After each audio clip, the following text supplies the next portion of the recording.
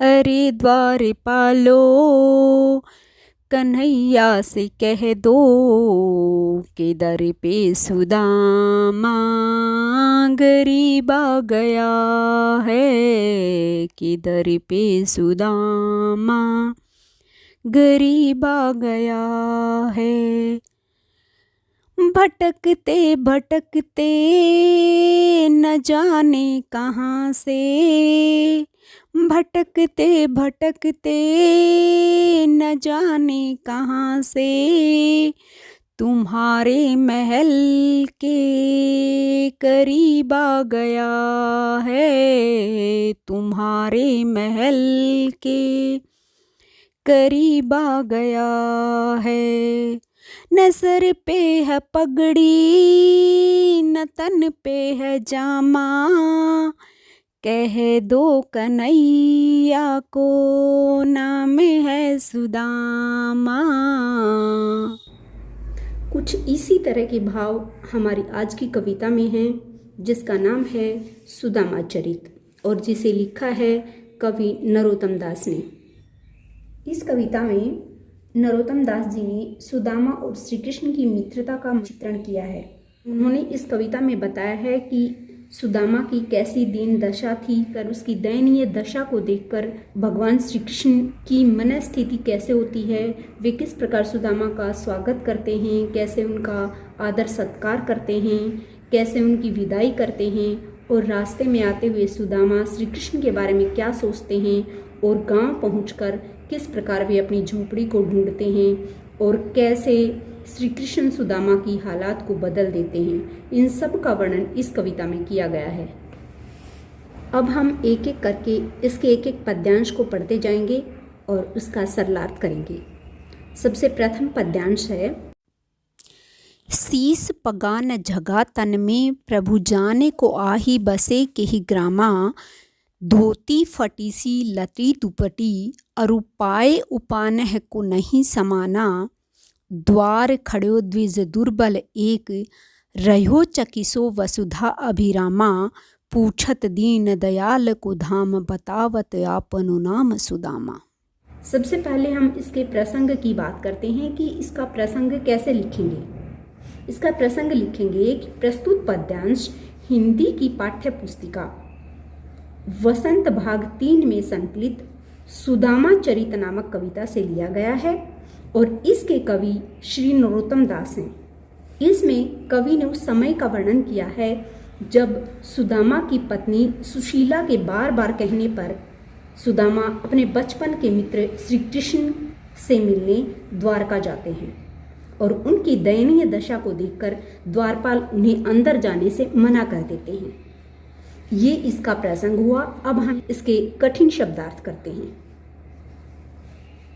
शीस का अर्थ है सिर, पगा का अर्थ है पगड़ी, झगा का अर्थ है कुर्ता, तन का अर्थ है शरीर, लटी का अर्थ है बदहाल, दुपट्टी का अर्थ है चादर, उपाहन का अर्थ है जूता, द्विज का अर्थ है ब्राह्मण, दुर्बल का अर्थ है कमजोर, वसुधा का अर्थ है धरती, अभिरामा का अर्थ है सुंदर, पूछत का अर्थ है पूछता है और दीन दयाल शब्द श्री कृष्ण के लिए प्रयोग किया गया है। धाम का अर्थ है महल और बतावत का अर्थ है बताता है। अब इसका सरलार्थ करते हैं। शीस पगा न झगा तन में, जो द्वारपाल है वो सुदामा के कहने पर श्री कृष्ण के पास जाते हैं और श्री कृष्ण को बताते हुए कहते हैं कि जो द्वार पर खड़ा है वो कौन है, कैसे उसकी स्थिति है। वो कहते हैं कि शीस पगा न झगा तन में, न तो उनके सिर पर पगड़ी है और न ही तन पर कुर्ता, और हे प्रभु हमें नहीं पता वह कौन से गांव से आया है। उसकी धोती फटी हुई है और उसने एक फटी हुई चादर ओढ़ रखी है। अरुपाए उपानह को ना ही समाना, और उनके पैरों में जूते भी नहीं हैं। द्वार खड़ो द्विज दुर्बल एक, रह्यो चकिसो वसुधा अभिरामा। द्वार यानी दरवाजे पर एक कमजोर ब्राह्मण खड़ा हुआ है और वह आपके सुंदर महल को देखकर हैरान है। और क्या करता है, पूछत दीन दयाल को धाम। दीन दयाल यहाँ श्री कृष्ण के लिए प्रयोग किया गया है। तो द्वारपाल कहता है कि वह आपका महल पूछ रहा है। बतावत आपनो नाम सुदामा, और अपना नाम सुदामा बता रहा है। अब हम पद्यांश 2 करते हैं। दूसरा पद्यांश है, ऐसे बेहाल बिवाइन सो पग कंटक जाल लगे पुनि जोई, हाय महादुख पायो सखा तुम आए इते न किते दिन होई। देखी सुदामा की दीन दशा करुणा करिके करुणा निधि रोए, पानी परात को हाथ छुयो नहीं नैनन के जलसों पग धोए। सबसे पहले इसके कठिन शब्दार्थ करते हैं। बेहाल का अर्थ है बुरा हाल, बिवाइन का अर्थ है फटी हुई एड़ियां, पग का अर्थ है पैर, कंटक कांटे, महादुख बड़ा दुख, पायो पाया, इते यहाँ, किते कितने, करुणा दया, करुणा निधि दया करने वाला, छुयो नहीं छुआ नहीं, नैनन आँखों, जोए ढूंढना। इस पद्यांश में कवि ने सुदामा की दीनहीन दशा को दिखाकर उनके जो मित्र हैं श्री कृष्ण, उनकी करुणामय स्वभाव का वर्णन किया है। कवि कहता है कि ऐसे बेहाल बिवाइन सो, जो सुदामा हैं उनकी एड़ियां फटी हुई हैं, बेहाल हैं, बुरा हाल है, और उनके पैरों में पग कंटक जाल लगे पुनि जोई, और उनके पैरों में बहुत सारे कांटे लगे हुए हैं, क्योंकि वो नंगे पैर आए हैं, उनके पास जूते नहीं थे पहनने के लिए, तो नंगे पैर सारे रास्ते में आए हैं, तो उनके पैरों में बहुत सारे कांटे हैं। तो उन्हें देखकर श्री कृष्ण कहते हैं, हाय महादुख पायो सखा, कि हे मित्र तुमने इतना दुख प्राप्त किया, इतना दुख क्यों पाए, तुम आए इते न किते दिन खोए, तुम यहाँ क्यों नहीं आए, तुमने इतने दिन क्यों खोए, यानी इतने दिन आप दुखी क्यों रहे, यहाँ क्यों नहीं आए। देखी सुदामा की दीन दशा, और सुदामा की दयनीय दशा को देखकर, हालात को देखकर, करुणा करके करुणा निधि रोए, करुणा करके दया करके, और दया के सागर यानी श्री कृष्ण रोने लगे। पानी परात को हाथ छुयो नहीं नैनन के जलसों पग धोए।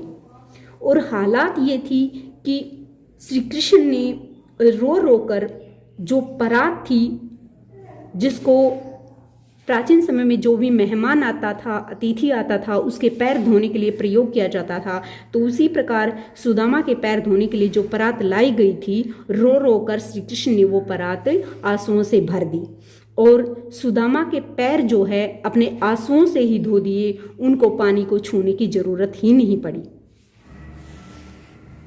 तीसरा पद्यांश है, कछु भाभी हमको दियो सो तुम काहे न देत, चापी पोटरी काख में रहो कहो के हेतु। इसमें कवि ने बताया है कि जब सुदामा श्री कृष्ण के पास पहुंचते हैं तो उनके राजाओं जैसे ठाठ बाट देखकर अपनी पत्नी सुशीला द्वारा दी गई भेंट स्वरूप जो चावलों की पोटली थी उसे देने में संकोच करते हैं, परंतु श्री कृष्ण उस पोटली को जबरदस्ती ले लेते हैं। कठिन शब्दार्थ देखते हैं। हमको यानी हमारे लिए, सो वह, काहे क्यों, चापी दबाकर, पोटरी पोटली, काख बगल, के ही किस, हेतु लिए। तो इसमें क्या कहते हैं, कछु भाभी हमको दियो। श्री कृष्ण सुदामा से कहते हैं कि कुछ ना कुछ भाभी ने हमारे लिए यानी मेरे लिए कुछ ना कुछ दिया होगा। सो तुम काहे न देत, तुम वो मुझे क्यों नहीं दे रहे। चापी पोटरी काख में, जो तुमने अपनी काख में पोटली दबा रखी है, रहे कहो के ही हेतु, तुम मुझे वह क्यों नहीं दे रहे हो। अर्थात जो भाभी ने मेरे लिए तुम्हें कुछ दिया है जिसे तुम अपनी काख में छुपा रहे हो, वो तुम मुझे क्यों नहीं दे रहे हो। अब हम चौथा पद्यांश करते हैं। चौथा पद्यांश है, आगे चना गुरु मात दये ते लये तुम चाबी हमें नहीं दीने। श्याम कहो मुस्काए सुदामा सचोरी की बान में हो जू प्रवीणे। पोटरी काख में चापी रहे तुम खोलत नाही सुधा रस भीने। पाछली बानी अजोन तजो तुम तैसी भाभी के तंदुल कीन्हे। कठिन शब्दार्थ देखते हैं। आगे का अर्थ है पहले, चाबी चबा गए, बान आदत, प्रवीणे निपुण, पोटरी पोटली, काख बगल, चापी दबाकर, खोलत खोलना, सुधा अमृत, भीने भीगे हुए, पाछली पहले की, बानी आदतें, तेसई वैसे ही, तंदुल चावल। इस पद्यांश में श्री कृष्ण और सुदामा के एक जो बचपन की घटना थी उसका वर्णन किया गया है। जब श्री कृष्ण और सुदामा संदीपनी ऋषि के आश्रम में पढ़ते थे तो एक दिन गुरु माता ने इन दोनों को चने देकर जंगल से लकड़ियां तोड़कर लाने के लिए भेजा। श्री कृष्ण और सुदामा जंगल से लकड़ियां काटने चले गए। कुछ समय के बाद जंगल में वर्षा होने लगी। दोनों मित्र पत्तों की ओट में छिपकर बैठ गए। दोनों को सर्दी लग रही थी और दोनों को भूख भी लगी थी। तो सुदामा ने क्या किया, धीरे धीरे वो चने खाने शुरू कर दिए। तो श्री कृष्ण को चने चबाने की आवाज़ सुनाई दी। तो जब उन्होंने सुदामा से पूछा तो सुदामा ने झूठ बोलते हुए कहा कि वह चने नहीं खा रहा है, बल्कि ठंड के कारण उनके दांत कटकटा रहे हैं। तो यहाँ सुदामा ने श्री कृष्ण को झूठ बोली और इसी झूठ को उन्होंने यहाँ बताया है। क्या कहते हैं इस पद्यांश में, आगे चना गुरु माता दये ते, पहले भी गुरु माता ने आपको चने दिए थे, तुम चाबी हमें नहीं दीने, और उन सबको तुम खा गए थे और मुझे नहीं दिए थे।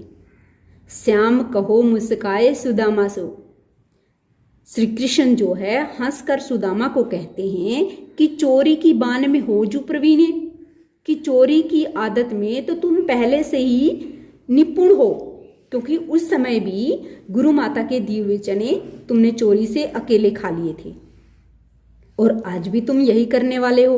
पोटरी काख में चापी रहे तुमने अपनी बगल में जो पोटली दबा रखी है, खोलत नहीं, तुम उसे क्यों नहीं खोल रहे हो। सुधा रस भीने, भाभी सुशीला ने अमृत रूपी रस में भिगोकर जो चीज दे रखी है, तुम मुझे वो क्यों नहीं दे रहे, क्यों छुपा रहे हो। पाछली बान अजो न तजो तुम, क्या तुमने पिछली आदत अजो आज और तजो त्यागना, क्या तुमने पिछली बाण को आदत को आज भी नहीं छोड़ा है। आज भी तुम वैसे ही हो और तैसे ही भाभी के तंदुल कीने, और वही काम तुम भाभी के चावलों के साथ करना चाहते हो। जो चने गुरु माता ने दिए थे खुद खा गए थे, तो क्या तुम आज भी भाभी ने जो चावल दिए हैं वो खुद ही खाना चाहते हो। तो इस प्रकार इस कहानी का वर्णन इस पद्यांश में किया है। अब हम 5वां पद्यांश पढ़ते हैं। 5वां पद्यांश है, वह पुलकनी वह उठी मिलनी, वह आदर की बात, वह पटवनी गोपाल की कछु न जानी जात। घर घर कर ओढ़त फिरे तनक दही के काज, कहा भयो जो अब भयो हरि को राज समाज। हो आवत नाही हूँ तो वाही पठो ठेली, अब कहियो समझाए के बहुधन धरो सकेली। कठिन शब्दार्थ देखते हैं। पुलकनी का अर्थ है खुशी, मिलनी का अर्थ है मिलना, पठवनी विदाई, गोपाल श्री कृष्ण, जानी जात भुलाई नहीं जा सकती, आवत आया, वाही उसी ने, पठयो भेज दिया, ठेली खाली हाथ, समझाए समझाकर। इस पद्यांश में कवि ने सुदामा की खीज को व्यक्त किया है कि सुदामा जो है वो पत्नी के कहने पर श्री कृष्ण के पास सहायता के लिए चले गए, परंतु चलते समय श्री कृष्ण ने उन्हें कुछ नहीं दिया और इसी कारण उनके मन में श्री कृष्ण के प्रति खींच के भाव उत्पन्न हुए। कवि क्या कहते हैं, वह पुलकनी वह उठी मिलनी, वह आदर की बात, कि जब सुदामा श्री कृष्ण के पास जाते हैं तो श्री कृष्ण बड़े खुश होते हैं, वे उठ कर उनसे मिलते हैं, उनका बहुत आदर करते हैं। और अंत में वे बहुत अच्छे से उन्हें विदा करते हैं। और इसके बारे में सुदामा कहते हैं कि ये ऐसा था, ये जो मिलन था ये ऐसा था कि जिसके बारे में कुछ नहीं कहा जा सकता।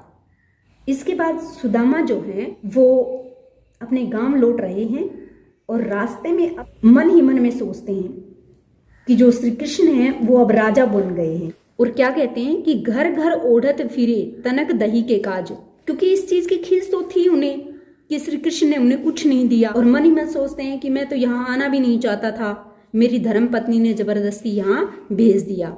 अपनी खीज को शब्दों में व्यक्त करते हैं कि जो श्री कृष्ण है वो बचपन में क्या करते थे, थोड़ी सी दही के लिए वे घर घर में जाते थे और चोरी करते थे। अब ऐसा क्या हुआ, कहा भयो जो अब भयो, अब ऐसा क्या हो गया है, हरि को साज समाज, यानी अब हरि यानी श्री कृष्ण की, श्री कृष्ण जो है बेशक से अब राजा बन गए हैं, लेकिन हैं तो वही जो बचपन में थोड़ी सी दही के लिए घर घर घूमते थे। तो आज बेशक से राजा बन गए, पर वो मुझे क्या देंगे, हूँ आवत नहीं हूँ तो वाही पठो ठेली, कि भाई अब मैं श्री कृष्ण के पास आ गया परंतु उन्होंने मुझे खाली हाथ लौटा दिया, उन्होंने मेरी कोई सहायता नहीं की और उन्होंने मुझे खाली हाथ लौटा दिया। अब कहियो समझाए के बहु धन धरो सकेली। इसमें सुदामा जी कहते हैं कि अब मैं जाकर कहूंगा कि श्री कृष्ण ने मुझे बहुत सा धन दे दिया है। क्या, अब कहिए समझाए कि मैं अब अपनी पत्नी के पास जाकर कहूंगा कि श्री कृष्ण ने मुझे बहुत सा धन दे दिया है, बहु धन धरो सकेली, कि अब ये जो बहुत सारा धन दिया है इसे तुम संभाल कर रखो। यहाँ भी सुदामा की खीज व्यक्त हो रही है।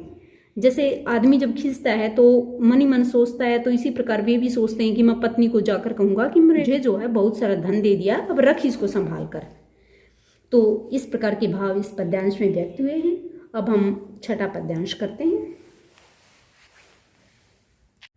वैसई राज समाज बने गजिबाजी घने मन संभ्रम छायो, केंधो पर्यो कहूँ मार्ग भूली कि फेरी के मैं अब द्वार का आयो, भोन विलोकिबे को मन लोचत सोचत ही सब गांव मझायो, पूछत पांडे फिरे सब सोम पर झोपरी को कहूँ खोज न पायो। कठिन शब्दार्थ देखते हैं।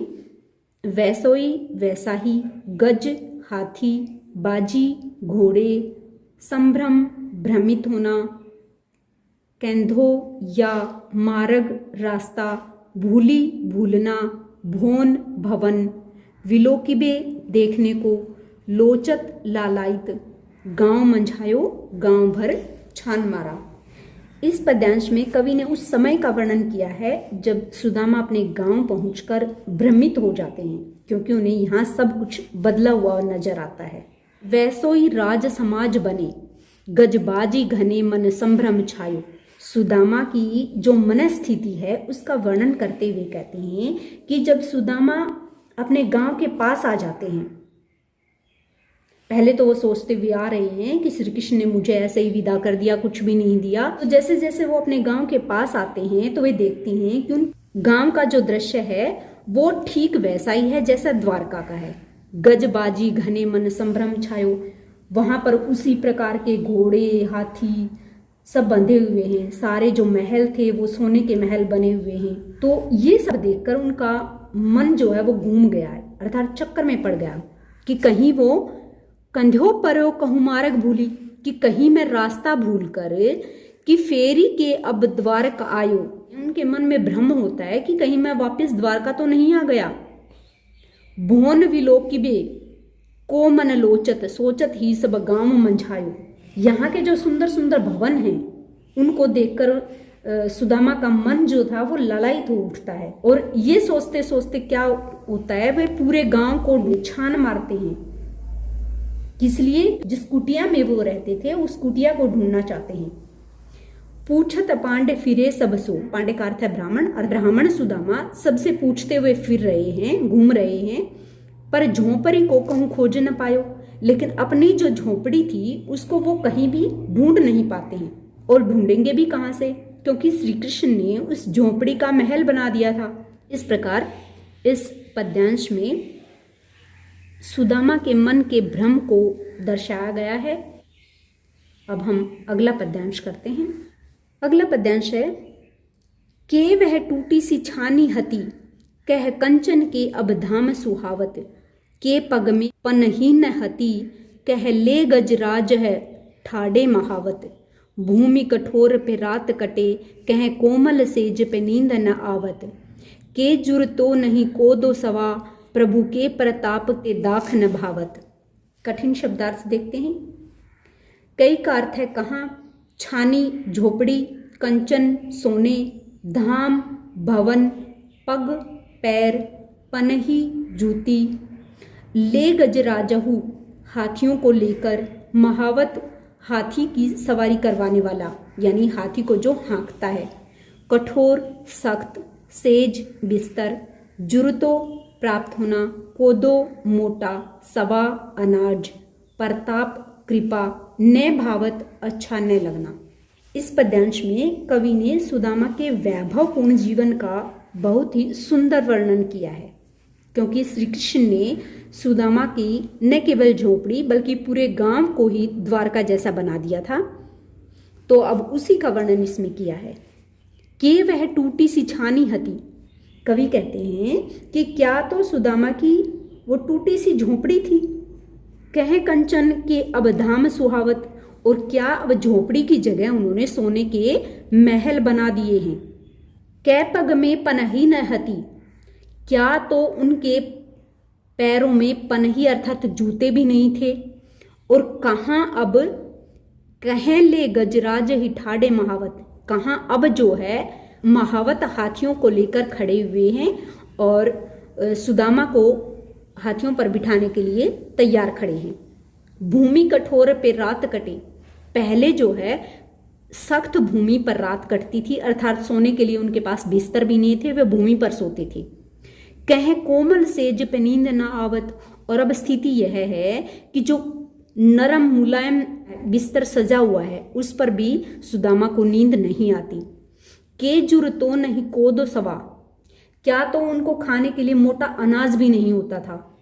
और क्या अब क्या स्थिति है, प्रभु के प्रताप ते दाख न भावत, और अब भगवान की ऐसी कृपा हुई है कि उनके पास विभिन्न प्रकार के भोजन हैं, लेकिन फिर वो भी उनको अच्छे नहीं लगते हैं। इस प्रकार इस पद्यांश में वर्णन किया है कि पहले की स्थिति कैसी थी और अब की स्थिति कैसी है, दोनों स्थितियों का आपस में तुलनात्मक अध्ययन किया है। इस प्रकार इस कविता के प्रथम पद्यांश में सुदामा की दीनहीन दशा के बारे में हमने पढ़ा, तो दूसरे पद्यांश में हमने पढ़ा कि सुदामा की दीनहीन दशा देखकर श्री कृष्ण किस प्रकार भाव विभोर हो जाते हैं।